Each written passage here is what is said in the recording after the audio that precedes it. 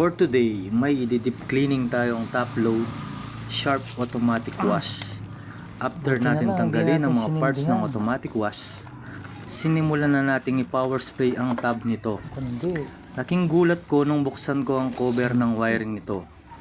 Bumungad ng mga plastic na candy wrapper, balat ng biscuit at iba pa. Kinagat at pinutol ng mga daga ang mga wire ng automatic wash. After nating linisin ang automatic wash, sinimulan na nating mag-rewiring at inayos din natin ang kinagat na hose.